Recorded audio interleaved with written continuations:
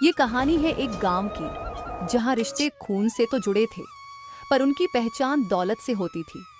इसी गांव में रहती थी सुषमा, एक ऐसी औरत जिसकी आंखों में सपने तो थे, पर किस्मत में सिर्फ गरीबी लिखी थी। उसका पति राम दिन रात दूसरों के खेतों में मजदूरी करके 2 वक्त की रोटी जुटाता था और सुषमा खुद लोगों के घरों में झाड़ू पोंछा करके घर का खर्च चलाती थी। उसी गांव में सुषमा की एक छोटी बहन भी थी, सुजाता। उसका पति शहर का एक बड़ा व्यापारी था और वह खुद एक रानी की तरह आलीशान हवेली में रहती थी। पर दौलत ने उसे अमीर तो बना दिया था, लेकिन दिल से उतना ही गरीब कर दिया था। एक दिन सुषमा सुबह सुबह काम पर जा रही होती है, तभी रास्ते में उसे सुजाता मिलती है। अरे दीदी, आप कहाँ जा रही हैं इतनी सुबह सुबह? वो काम पर जा रही थी सुजाता। हाँ, वो तो आपके हाथों को देखकर ही पता चल रहा है। देखिए तो, बर्तन धोते धोते कैसे घिस गए हैं आपके हाथ।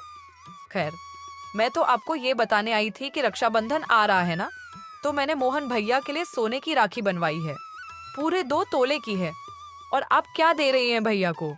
सुषमा कुछ नहीं बोलती, क्योंकि उसके पास देने के लिए कुछ नहीं था। तभी सुजाता बोल पड़ती है। अरे, मैं भी क्या पूछ रही हूँ, आप भला क्या ही देंगी?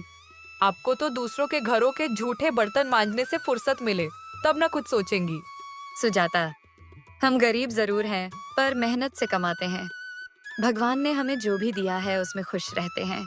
हाँ, खुश तो दिख ही रही हो, पर मुझे आदत नहीं कि तुम जैसी गरीबों से ज्यादा बातें करूं।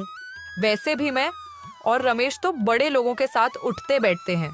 तुम्हारे जैसे गरीब लोग हमारे घर आते भी नहीं। सुषमा की आंखों में आंसू आ जाते हैं, पर वह